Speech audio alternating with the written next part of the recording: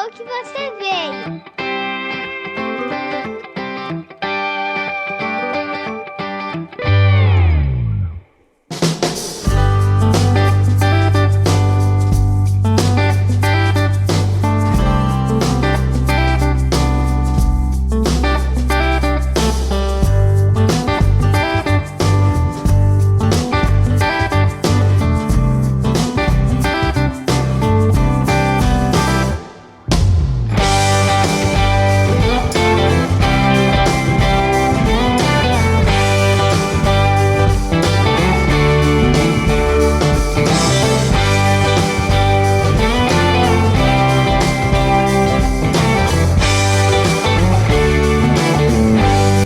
Saúde também fica à frente da escola.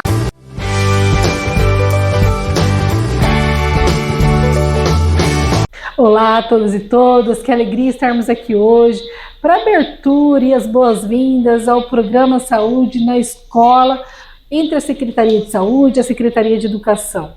O Programa Saúde na Escola, o PSE, é uma ação nacional e tem como objetivo a abordagem de temáticas importantes da saúde relacionadas à qualidade de vida e bem-estar da criança, do adolescente e de toda a comunidade escolar.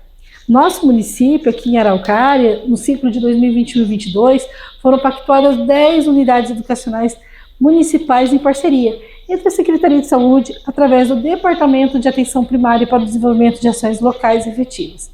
Que bom essa oportunidade, essa parceria entre a Secretaria de Saúde e a Secretaria de Educação.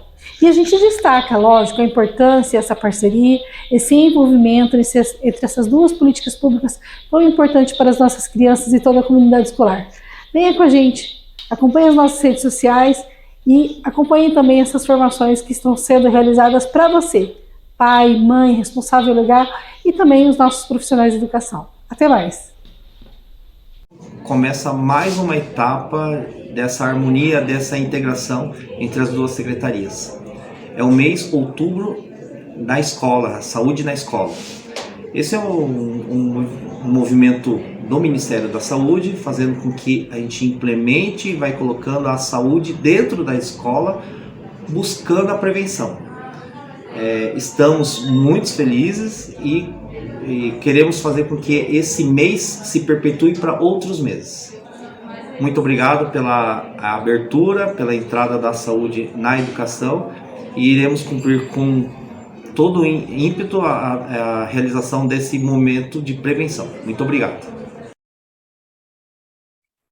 Olá, sou Josafá da Cunha, professor da Universidade Federal do Paraná, e é um prazer estar novamente aqui realizando uma ação conjunta de formação e divulgação do conhecimento para a rede municipal de educação em Araucária e alcançando também outras pessoas na comunidade e em outros municípios. Para nós, tem sido um grande prazer estar desenvolvendo e fortalecendo essa parceria por meio de práticas, ações como a implementação do programa DIGA em tantas escolas que têm feito um trabalho incrível, extraordinário, sobre o qual você vai poder aprender um pouco mais durante o evento. Mas também avançando nas práticas o nosso conhecimento teórico sobre como é que podemos promover o bem-estar social e emocional de crianças, das famílias, dos trabalhadores da educação e, por meio disso, aumentar o bem-estar em toda a comunidade. Mas, igualmente importante, e nossa parceria exemplifica isso bem, como a prática e a teoria se integram e dialogam, também para informar políticas públicas, e eu quero aproveitar essa oportunidade para agradecer e parabenizar a Secretaria de Educação de Araucária, o município, aqui na pessoa da professora Adriana, pela corajosa e inovadora ação de cumprir o que está na lei. Não deveria ser o caso da gente parabenizar as pessoas por cumprir a lei, mas aqui especificamente por garantir a contratação de equipes técnicas envolvendo assistentes sociais e psicólogos para atuar diretamente nas necessidades da Secretaria Municipal de Educação. Esta é uma ação que me deixa muito, muito empolgado e parabéns mesmo pela ação inovadora. podem contar com todo o meu apoio, todo o meu empenho. Nós já estamos discutindo como é que podemos organizar mais ações para ajudar, contribuir para que esse processo seja o mais exitoso possível. Bom evento a todas, a todos, e contem comigo, contem conosco. Um grande abraço e um excelente evento a todos. Olá a todos, é com muita alegria que iniciamos o mês de outubro com o programa Saúde na Escola, que é uma ação nacional e tem como objetivo a abordagem de temáticas importantes de saúde, relacionando a qualidade de vida e o bem-estar das crianças, dos adolescentes e da comunidade escolar. O município de Araucária, para o ciclo 2021 e 2022, foram pactuadas 10 unidades educacionais municipais, em parceria com a Secretaria Municipal de Saúde, através do Departamento de Atenção Primária, para o desenvolvimento de ações locais efetivas.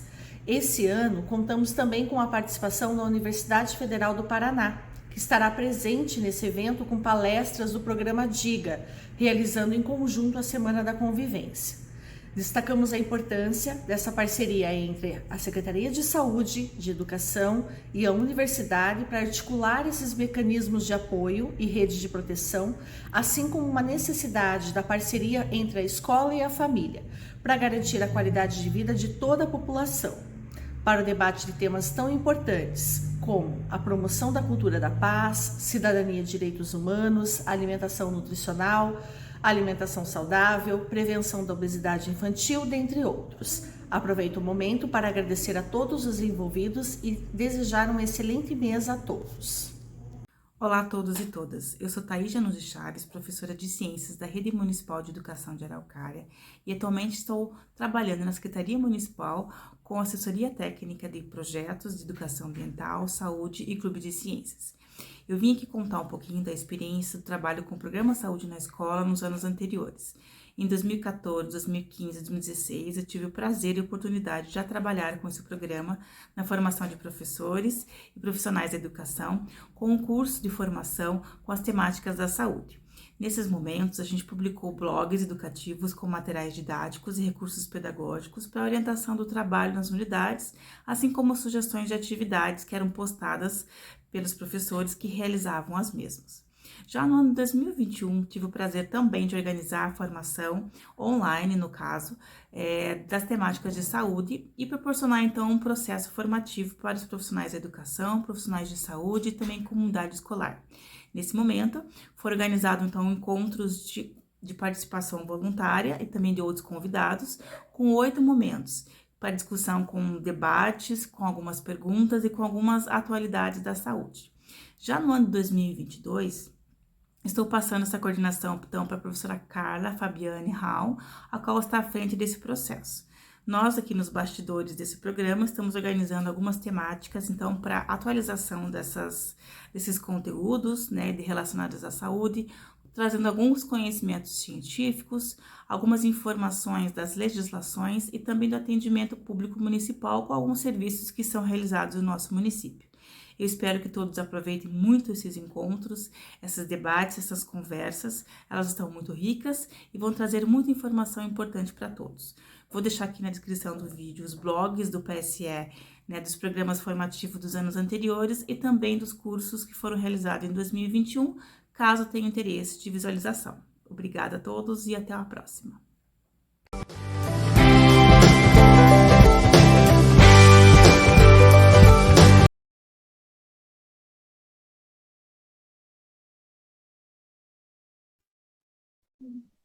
Olá, sejam bem-vindos, bem-vindas. Eu sou a Bianca, eu sou psicóloga, professora universitária e doutoranda em educação na UFPR.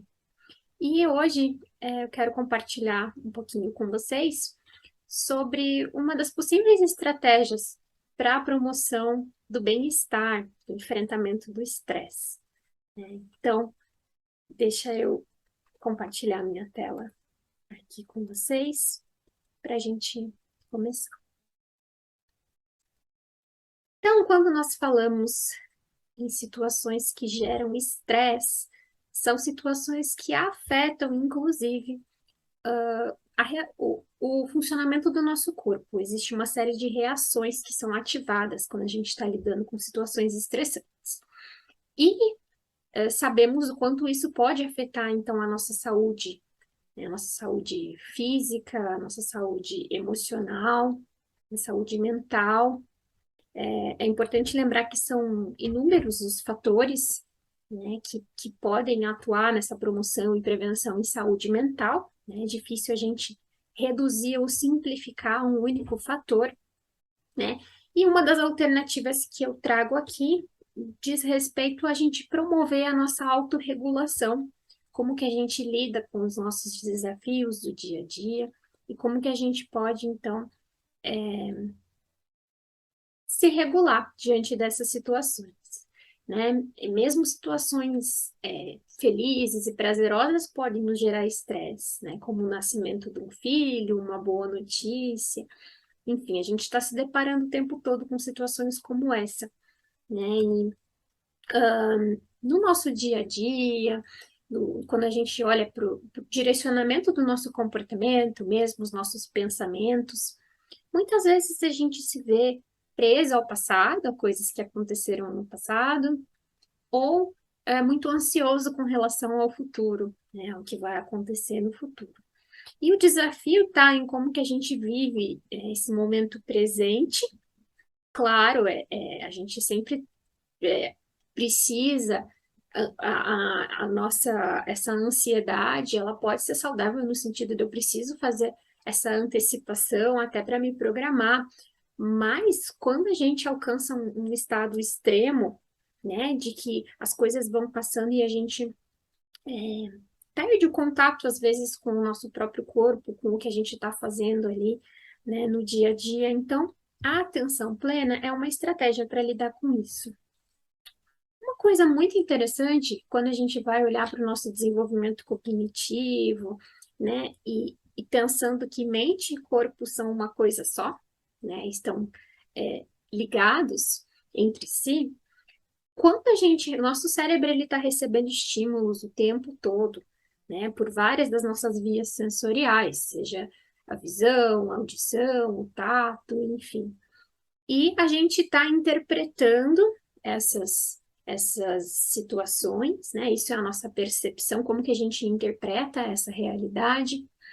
E o que é ruim do estresse para o nosso corpo é que existem algumas situações que a gente interpreta como ameaçadoras, né? Por exemplo, a situação de uma prova, a situação de uma entrevista de emprego, de uma avaliação, enfim. Para a gente, isso é algo ameaçador, né? Na verdade, se eu for olhar, eu posso até não estar correndo perigo propriamente dito, né? Eu posso não vou morrer se eu não passar naquela entrevista de emprego, se eu não for bem naquela prova, né? Mas o meu cérebro interpreta aquilo como algo ameaçador. E na medida em que o nosso cérebro não consegue distinguir o que é uma ameaça real, né? Uma ameaça, um perigo verdadeiro, como, por exemplo, eu encontrar um tigre no meio de uma floresta, né? O meu corpo ele vai ativar as mesmas reações quando eu encontro um tigre no meio de uma floresta e quando eu estou ansioso por causa de uma prova que eu tenho que fazer, que é tão ameaçadora para mim, né? Então, essa antecipação, ela gera o estresse, é como se o evento realmente tivesse ocorrido, né? Quando eu estou imaginando que o pior vai acontecer, quando eu estou, né, com esse tipo de pensamento. E a gente tem muitas vezes pensamentos que são realmente catastróficos, de imaginar que o pior vai acontecer, né? E aí, como que o nosso corpo, ele reage, então, né, diante dessas inúmeras ameaças que a gente se depara no nosso dia a dia, né? A gente tem no nosso sistema nervoso, que não é só cérebro na cabeça, mas que ele está no corpo como um todo, né? O sistema nervoso simpático e o parasimpático. Quando eu estou, por exemplo, em repouso, quando eu estou calmo, quando eu estou tranquilo, é o sistema parasimpático que está sendo ativado.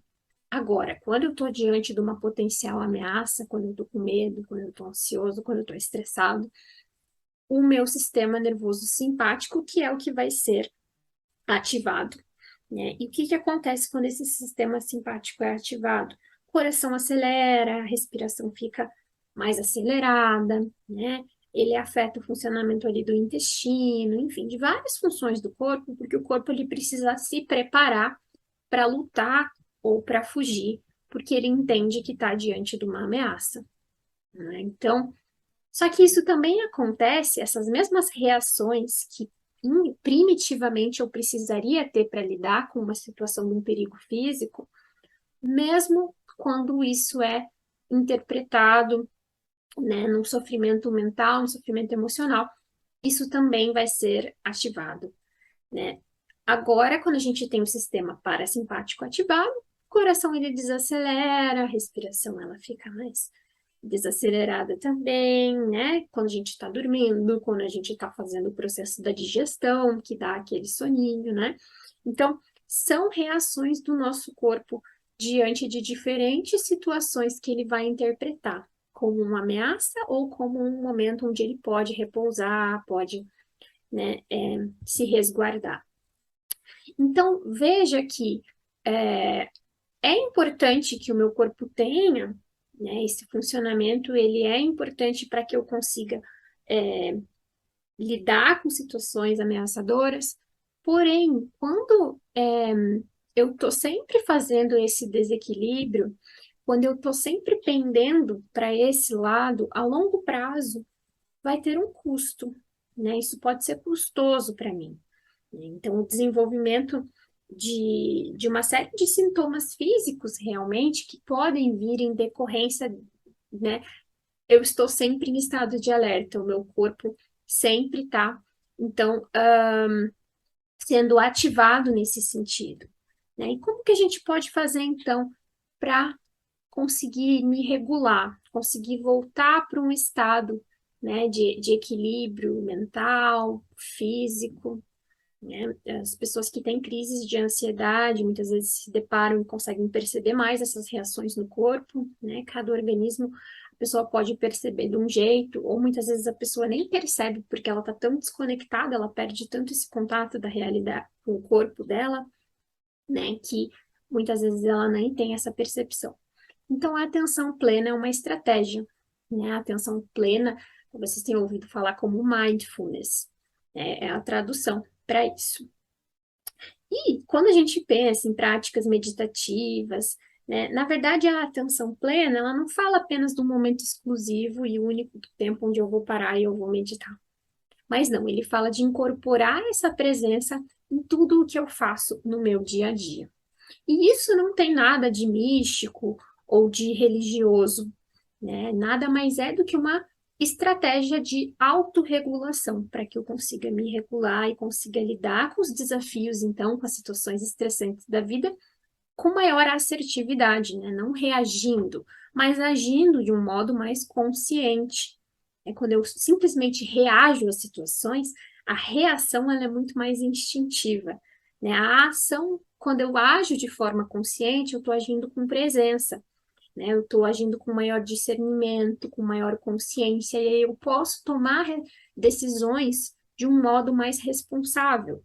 Eu posso melhorar os meus relacionamentos, né? Porque eu estou agindo de um modo mais consciente. Então, esse estado de presença, ele nos ajuda não apenas quando a gente fala de questões individuais, né, da minha saúde física e mental, mas ajuda também a melhorar os meus relacionamentos.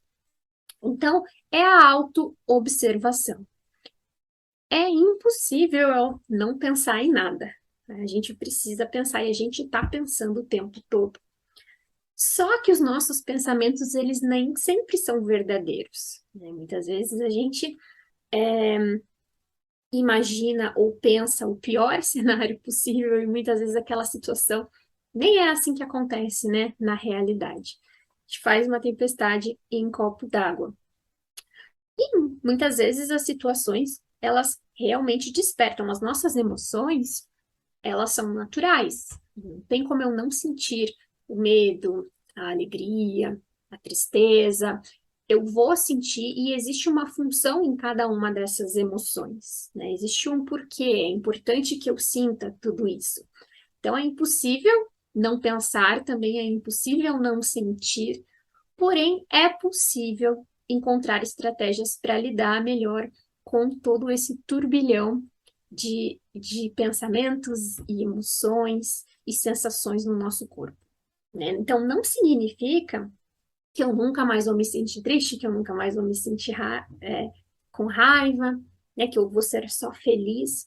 Não, mas significa que eu vou conseguir lidar com tudo isso de um modo mais consciente, que vai ser mais saudável para mim e para as pessoas que comigo convivem. Eu trouxe como exemplo, já que o nosso público aqui, em maioria, são os educadores, né, exemplo de um estudo. Hoje em dia a gente tem muita coisa publicada nesse sentido, mas esse aqui ele foca nos professores de educação infantil. Então eles aplicaram algumas escalas, fizeram uma intervenção e depois aplicaram novamente essas escalas. Eles encontraram que esses professores estavam num nível bem alto de estresse emocional e que esse alto estresse emocional foi associado, então, com menor motivação ali para o trabalho, para fazer as coisas, a vida como um todo, menor autoconfiança, e isso estava atrapalhando a concentração também desses professores. E isso tudo como quando a gente fala não só em sala de aula, quando eles estão trabalhando, mas na vida pessoal como um todo. E aí eles fizeram algumas sessões de treinamento, de ensinar essas práticas mindfulness, praticar, né? Aprender como fazer tudo isso, treinar. E depois eles foram avaliar novamente como que eles estavam, né? E eles verificaram, então, uma redução nos níveis de estresse, índices de humor deprimido, de ansiedade. Então, essas estratégias de atenção plena, quando a gente pratica e incorpora isso no nosso dia a dia, isso pode ser algo bem que tem muitos benefícios, então, para a nossa saúde como um todo.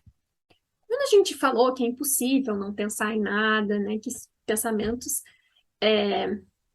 vão acontecer, quando a gente vai estudar lá na psicologia cognitiva, comportamental, a gente vai ver esse termo das distorções cognitivas.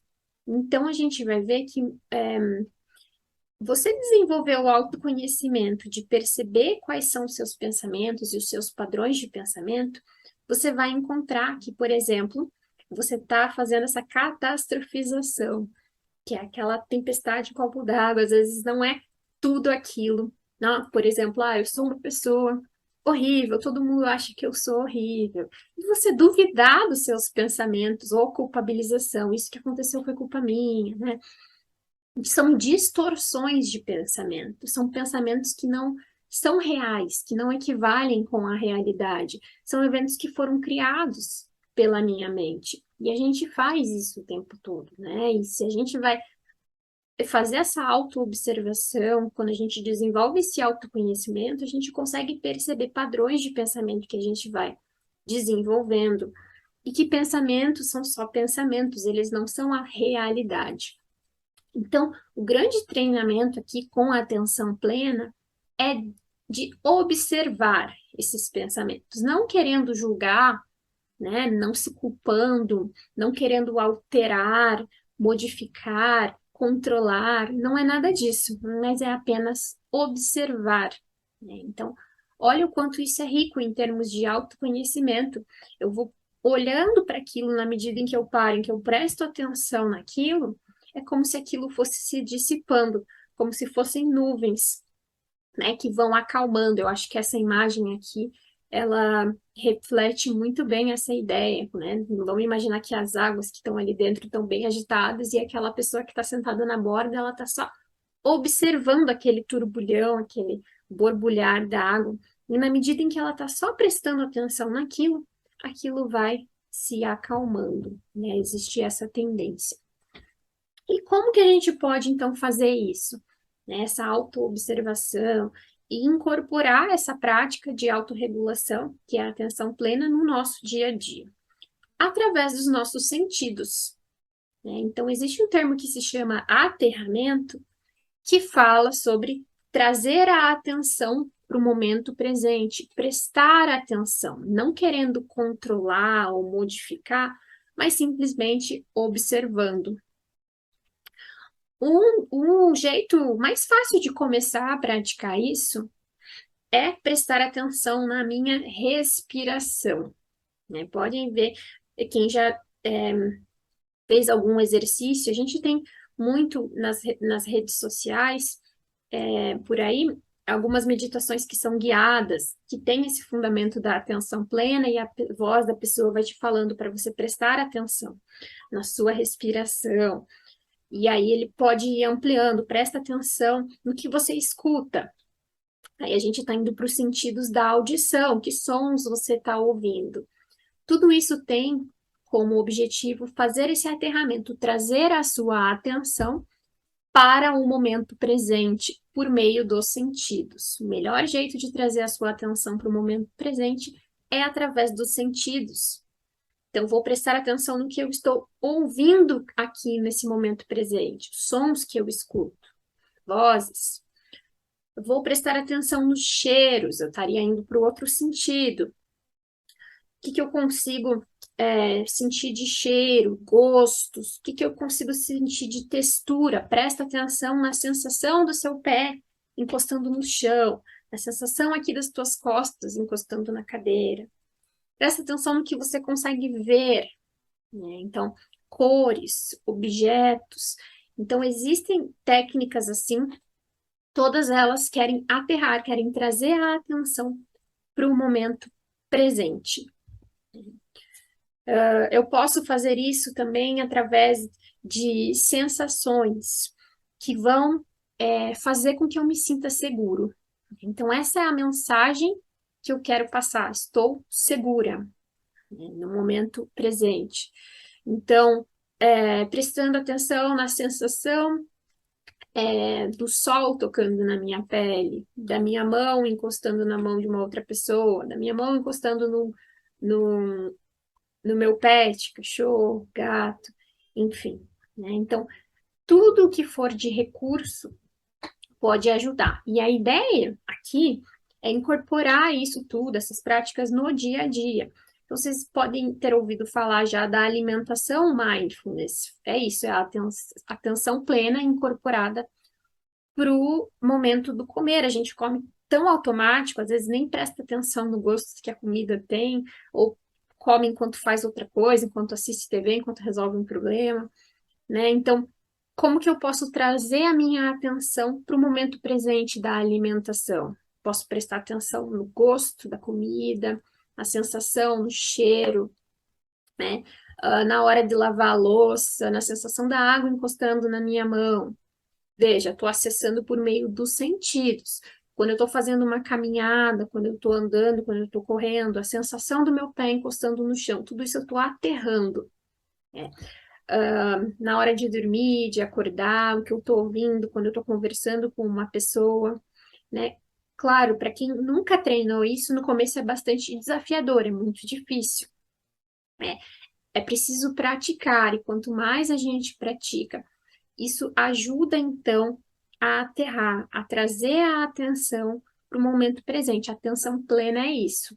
Então, é desenvolver essa consciência de focar no momento presente. E o melhor jeito de fazer isso é por meio dos nossos sentidos. Essas estratégias, então, né, o objetivo de estratégias como essa são a promoção também do autocuidado. Nós, enquanto educadores, né, nós acabamos assumindo esse papel de atender turmas grandes, né, atender pessoas.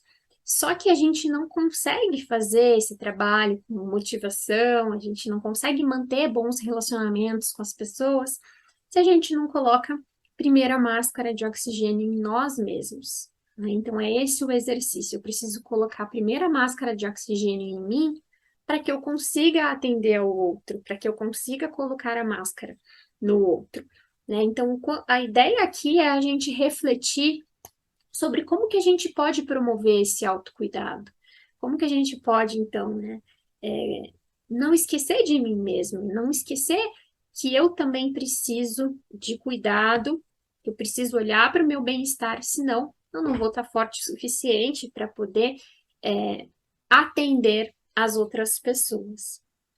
Então, a atenção plena essa é a ideia, e é uma postura de não julgamento, que é muito desafiadora de ser percebida. Então, primeiro eu começo pelos sentidos, né, prestando atenção nas coisas que estão aqui no foco presente, na minha respiração.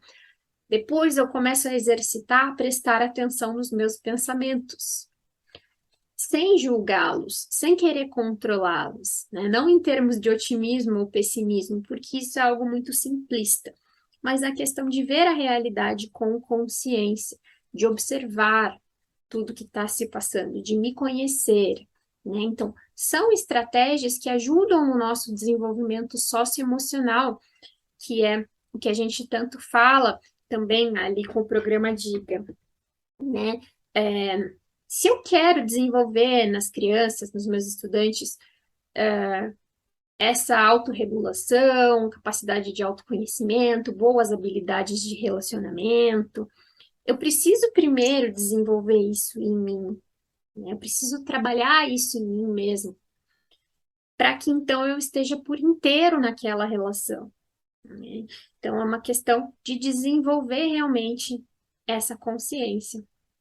Então eu espero que as contribuições de hoje sejam úteis para vocês. Recomendo pesquisar nas redes, então, sociais. Tem muitos recursos disponíveis, gratuitos, que ajudam a começar a praticar a atenção plena, como meditações guiadas, exercícios para você ir incorporando no teu dia a dia, né? E começando aos poucos a treinar, né? Tudo isso, que certamente vai ajudar na sua autorregulação e na sua promoção do bem-estar. Tá ok? Muito obrigada, pessoal, por estarem aqui, e desejo um bom restinho de semana, né? As próximas palestras que virão.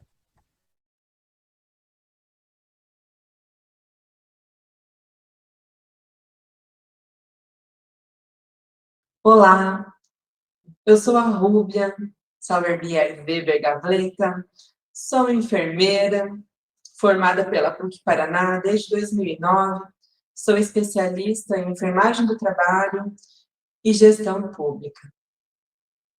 Hoje, estou no Departamento de Atenção Primária da Secretaria Municipal de Saúde, aqui de Araucária.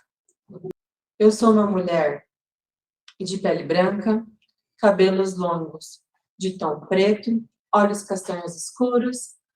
Estou vestindo uma blusa de tom roxo, ao meu fundo uma parede de tom bege claro e bege escuro, com uma cortina persiana no tom bege. Hoje eu estou com a minha colega Priscila Gomes. Ela é psicóloga formada pelas Faculdades de Administração e Ciência, Educação e Letra desde 2016. Ela é pós-graduada em Psicologia Clínica em Terapia Cognitivo-Comportamental pelo Centro Universitário Níquel e em Neuropsicopedagogia pelo Centro Universitário Leonardo da Vinci, desde 2020. Ela é nossa servidora pública, colega de trabalho pela Secretaria Municipal de Saúde desde 2019. Hoje, ela atua na unidade Silvio Roberto Scrava, industrial. O nosso tema que vamos abordar é saúde mental e equilíbrio e bem-estar. Eu inicio, então, a nossa conversa hoje com a Priscila, passo para ela a palavra e eu gostaria que ela se apresentasse a vocês. Muito bom, agradeço primeiramente o convite, estou muito feliz de estar aqui com vocês. Inicialmente, então, eu vou fazer a minha audiodescrição e já vamos dar início. Eu sou uma mulher de pele clara, cabelos castanhos, com algumas luzes, tenho os olhos azuis. Ao meu fundo, a gente tem uma parede de tom bege, mesclando um claro escuro, cortinas com persianas num tom bege também. E já quero parabenizar a Prefeitura pela iniciativa de estar com essa ação também de começar a promover a audiodescrição. Isso para nós, quanto deficiente visual, não mencionei inicialmente, mas eu sou deficiente visual, para quem está me ouvindo e também tem a deficiência, e isso é muito importante, nos insere de uma maneira muito maior dentro dos diálogos, da conversa, e a gente não tem apenas a imaginação de como são as pessoas, mas, de fato, saber como elas são, seus ambientes. Isso é muito importante para nós, quanto deficiente visual. Parabéns pela iniciativa. É um imenso orgulho para mim hoje estar com você, Priscila. De longa data, nós nos conhecemos, e hoje aqui, eu entrevistando você, sendo a mediadora dessa conversa maravilhosa, que é a saúde mental e bem-estar. Com certeza. Eu estou muito feliz aqui. Priscila, qual é a importância de se falar sobre saúde mental e emocional na escola? Esse é um tema muito importante, tem ganhado bastante espaço, felizmente, no âmbito da escola, e a gente percebe, assim, realmente a necessidade de se falar da saúde emocional. Não tem hoje como fazer a separação da saúde emocional, da saúde mental, da saúde física. Isso faz parte de todo um sistema integrado, e falar sobre a saúde emocional abre um leque gigantesco de compreensão das dificuldades de aprendizagem, de como a gente consegue lidar com as relações familiares com a escola, dos professores com os alunos e dos pares que são os alunos entre si, de conseguir se entender, de conseguir se conhecer melhor, de conseguir entender quais são as forças e limitações que estão ali dentro de todo aquele âmbito escolar. Então, o tema saúde emocional, mental, dentro do processo da escola é muito importante por conta disso, pela condição de abrir toda essa oportunidade da gente entender os processos individuais e que vão refletir nas consequências do nosso coletivo educacional. É um tema muito importante mesmo, Priscila, o mental e emocional, que hoje ele não atinge apenas nós, adultos, mas pelo que passamos e pelo que vivemos, essa pandemia, que veio para agregar e acrescentar a nossa vida, mas também trouxe certas dificuldades para as crianças, para os adolescentes, que mudou a nossa rotina, ok? Como você visualiza o aumento da medicalização infanto-juvenil? Esse é um tema também bem recorrente, que eu identifico que antes de pandemia, a gente já vinha numa crescente bem avançada em relação a medicar as crianças, a medicar os adolescentes. Isso vem assim, muito ao encontro de uma questão imediatista de se resolver uma situação.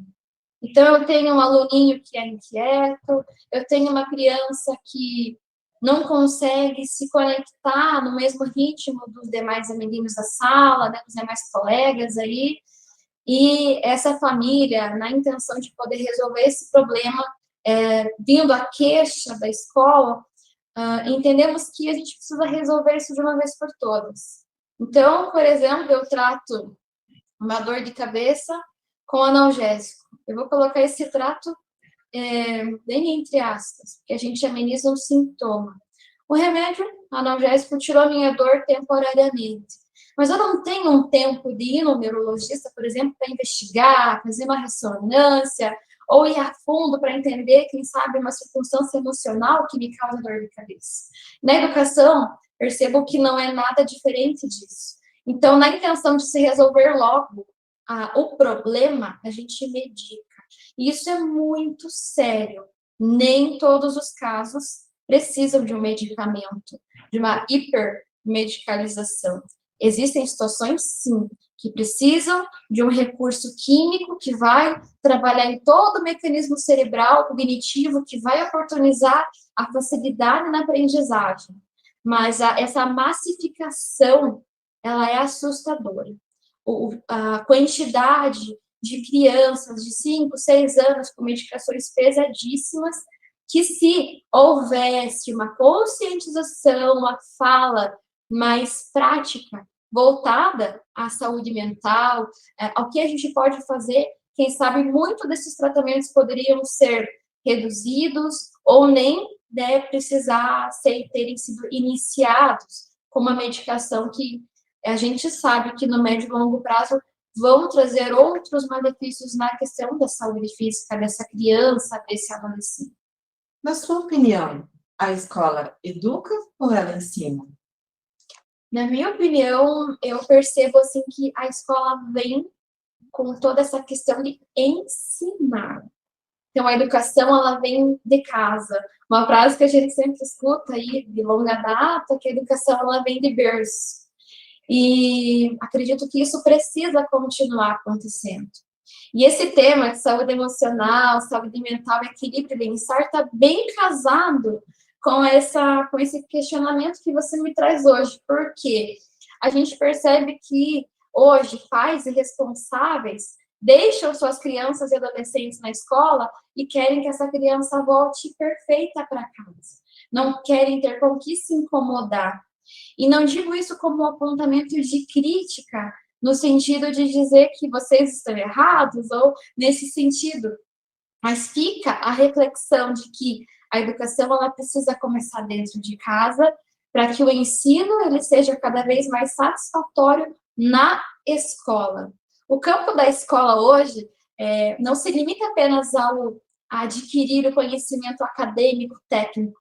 A gente sabe que dentro da escola a gente tem a possibilidade de adquirir diversos outros conhecimentos voltados a habilidades sociais, tudo que isso engloba o nosso desenvolvimento quanto pessoa, quanto cidadão e cidadã. Mas a gente precisa entender assim, qual que é o papel de cada um nesse processo todo. Então, essa criança, esse adolescente, ele precisa vir com uma boa base educacional para que o ensino ele possa ser absorvido da forma mais satisfatória possível, que consequentemente vai trazer um equilíbrio, vai trazer um bem-estar, a alegria de estar naquele lugar, a paz de poder encaminhar o seu filho, sua filha para a escola e saber que está lá para aprender, adquirir uma bagagem que é pertinente àquelas pessoas transmitir neste processo todo, né? De novo. Os pais, eles têm o papel fundamental de educar, de dar a base forte aos seus filhos, ali dentro de casa. Isso quer dizer que nós, pais, somos responsáveis pela educação e por orientar nossos filhos. Mas qual que é o papel dos pais ou responsáveis no processo de aprendizagem dessas crianças e adolescentes? Isso também é muito importante e desafiador. A gente vive num tempo em que tudo está muito acelerado, tudo muito rápido. Às vezes precisamos ter 2, 3 empregos para conseguir manter a família. Os dias têm passado muito rápido, o tempo em si está correndo. Mas o que é o papel desse pai, dessa mãe, desse responsável? É entender a realidade do seu filho. É ter essa conversa, é ser esse parceiro, essa parceira da escola, esse parceiro, essa parceira da criança, da adolescente, de chegar em casa, perguntar como foi esse dia, de entender e querer ouvir, não simplesmente ser aquela coisa de praxe. Foi tudo bem hoje? Foi tudo bem. Ah, que bom, vamos jantar. Então, assim, queira estar com o teu filho, queira fazer parte desse processo. Pense que isso vai deixar uma marca para o resto da vida. O que você tem conseguido colocar na condição de desenvolvimento dessa criança hoje, desse adolescente? Então, tem alguma dificuldade? O que eu posso te ajudar? De que forma a gente pode entender essa matéria? Como que está essa tarefa? Tem coisas atrasadas? O que está mais difícil para você? E se colocar nessa posição. E aí vem o questionamento. Ah, Priscila, mas eu estudei menos que o meu filho. Eu não sei nada do que ele está aprendendo hoje na escola. E aí a gente encontra uma oportunidade de mudança. Se você não sabe, se você não teve as mesmas oportunidades que hoje você está podendo proporcionar para o teu filho, para a tua filha, então busque usar isso como algo para te fortalecer. Então busque aprender junto. Ah, mas eu não tenho paciência, eu não sei ensinar. Mas só o se fazer presente, só o demonstrar de se importar, eu posso te garantir que faz toda a diferença. Uma das queixas que mais me ocorre no consultório, tanto no âmbito SUS quanto particular, é essa questão da solidão que a criança e o adolescente traz. Ah, o papai nunca pergunta, a mãe nunca está comigo, ou se é uma outra pessoa que cuida, avó, tio, tia, não se interessa por saber. E é muito ruim lidar com isso sozinho. Às vezes a família toda perdendo e a criança está ali na sala sozinha, fazendo uma atividade, ou simplesmente não faz e fica na televisão, no celular, e aquilo vai ficando pendente. Então, se faça presente. Se tem como você ajudar, põe a mão na massa e vai junto. Se você não sabe como fazer, pelo menos ofereça o seu acolhimento, ofereça a sua presença, e isso já vai também fazer toda a diferença na vida educacional, no processo de ensino-aprendizagem do teu filho, da tua filha, ou dessa criança, desse adolescente que está na tua tutela, com certeza. Fazer a diferença, né, Priscila? Com certeza. Esse é o foco, né? Estar presente, fazer a diferença. Ainda mais nesse cenário de hoje, pós-pandemia. Nesse âmbito nosso educacional. Como que você pode nos falar sobre esse cenário pós-pandemia para a educação? Com certeza.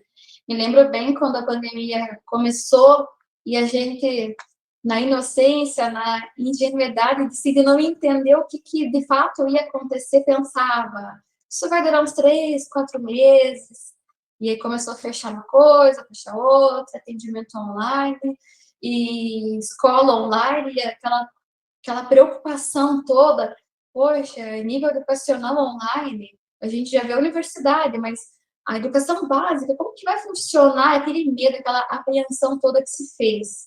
O tempo passou, foi muito mais que 3, 4 meses, a gente está entrando praticamente aí já no 3º ano de pandemia, está finalizando, felizmente já temos bons números aí que comprovam que está diminuindo, que está indo embora, mas o que todo esse emaranhado de coisas trouxe nesse período pós aqui? Então, a gente tem criança e adolescente 24 horas por dia dentro de casa. Alguns com condições tecnológicas e financeiras de conseguir estudar, passaram, concluíram. Outras crianças que não tinham nem acesso à internet em casa sofreram esse impacto muito maior, e é uma triste realidade que a gente tem que admitir e que aconteceu em muitos casos. Então, a gente tem um cenário, assim, de não poder sair de casa, de não poder ter contato, de não poder socializar. E eu costumo, assim, fazer uma leitura de que aquelas condições que não estavam sendo tratadas e toda a dificuldade estava ali escondidinha embaixo do tapete, isso se intensificou. As situações que já estavam sendo tratadas e estavam num nível já um pouco médio e grave de condição, piorou ainda mais. E quem não tinha nada passou a ter pequenos reflexos também de um impacto emocional negativo. Então, o que a gente tem hoje? Um grande aumento de crianças e adolescentes com ansiedade, estressadas, deprimidas, bipolares. Claro que na questão do transtorno bipolar, a gente precisa de um tempo maior de idade para conseguir diagnosticar, mas é perceptível alguns traços nos comportamentos que, infelizmente, evidenciam que poderemos ter um transtorno bipolar. E como lidar com tudo isso? Como entender que não é apenas é frescura, fulaninho está assim porque é preguiçoso, que não quer ir para a escola. Então, a gente precisa ter esse novo olhar de entender que é uma realidade totalmente diferente que todos nós passamos e cada um pôde lidar de acordo com a bagagem que tinha para poder lidar. Então, hoje, o número de crianças e adolescentes que têm alguma condição patológica em saúde mental é muito grande. De acordo com as últimas pesquisas, até uma recente do Unicef, 1 a cada 7, pelo menos, tem, que foi realizada essa pesquisa em 21 países. Então, foi algo, assim, muito significativo. Então, agora, esse período pós-pandemia, é hora da gente olhar toda essa bagunça que se formou e a gente começar a resolver etapa por etapa para que tudo vá se novamente estabilizando. Precisamos de persistência, empenho, dedicação e muita paciência para lidar com isso. Professores, pais, alunos, é uma parceria que precisa realmente, assim, de uma compreensão ampla para que todos possam se beneficiar desse processo todo. Nada melhor do que você, Priscila, para nos deixar uma orientação. O que você deixaria como conselho, como orientação, mesmo como uma fala principal para as famílias? Com certeza. Um ganho que eu percebo que a gente tem bastante nos últimos anos é que a saúde mental ela está ganhando um espaço muito lindo, muito gostoso, assim, de perceber que eu não preciso ir a um psicólogo porque eu estou doente. Mas eu posso ser assistido por um psicólogo, eu posso recorrer a um recurso de um psicólogo para tratar uma promoção para que eu não fique doente. E mesmo se eu estou num tratamento psicológico ou até mesmo num tratamento psiquiátrico, isso não me reduz, isso não me diminui, isso não me torna menos que qualquer outra pessoa. Então hoje, se você percebe que dentro da tua casa está acontecendo alguma coisa meio esquisita, algumas coisas que não estão tão ajustadas, a vergonha, a questão do orgulho, são elementos que precisam ficar do lado de fora da tua casa. Então, é momento da gente trazer bem para pertinho de nós mesmos que não somos pessoas robotizadas. A gente está sujeito a qualquer coisa. Se fisicamente a gente tem condições, às vezes, complicadas de saúde e a gente facilmente procura o médico para tratar, por que não tratar a saúde mental? Então, hoje a gente tem um ganho muito lindo, muito expressivo de entender que é saudável também cuidar da saúde mental. Isso vai nos tornar pessoas melhores, pessoas bem resolvidas, pessoas felizes todo o tempo. Não que ninguém é. Então, a gente vai passar por dificuldade? Vai continuar tendo problema. Mas a gente vai aprender a lidar de forma diferente com esses problemas. Então, tem algo errado na escola? O professor percebeu que tem alguma coisa errada com o teu aluno? Vamos chamar, vamos entender o que está acontecendo, vamos trazer a família para perto. E a família que está acompanhando esse conteúdo, seja sensível a essa solicitação. Porque vai fazer bem para você, vai fazer bem para sua criança, para o seu adolescente, e todo o contexto vai ganhar. A escola ganha, o professor ganha, os pais responsáveis, o aluno, todo mundo vai sair beneficiado nesse processo todo. Se a gente pode evitar, vamos evitar. Se precisamos tratar, vamos tratar com terapia, com atendimento psiquiátrico, se for o caso, com medicação. A gente tem hoje condição de tratar com medicações muito modernas, que não geram dependência, que não vão te tornar refém de um tratamento pro resto da vida. Então, se beneficie dessa nova condição que a gente tem de cuidar da nossa saúde emocional. Não hesite em pedir ajuda. Até tem um canal que eu estava verificando, que é o Pode Falar, que é um site que crianças, né, adolescentes de 13 a 24 anos podem acessar via chat para conversar com profissionais especializados. Então, alguma coisa te incomodou? Tá difícil a abertura com o pai, com a mãe, com o professor? Entra lá no site Pode Falar, procure um profissional, você vai ter essa ajuda, né? Os pais procurem, né, esse recurso de poder estar mais perto dos seus filhos, de acompanhar, isso seja via escola, seja via UBS, Unidade Básica de Saúde, né? Isso vai trazer esse retorno. Então, assim, não precisamos de vergonha, não precisamos ter esse medo. Hoje a gente tem essa possibilidade de cuidar de uma maneira mais aberta, mais transparente, mais ampla, né? E não estamos sozinhos, né? Então, não se sinta sozinho, não se sinta desamparado. E a gente está aqui para ajudar, né? Dentro daquilo que for possível, que tiver na nossa capacidade. E vamos lá abraçar e caminhar aí de mãos dadas essa jornada linda que é o processo de ensino-aprendizagem, com esse apoio coletivo e que faz toda a diferença da família junto nesse processo. Eu gostaria de agradecer a contribuição da nossa colega e psicóloga Priscila. Esse foi mais um Saúde na Escola. Agradecemos a sua participação. Obrigada e até a próxima, pessoal!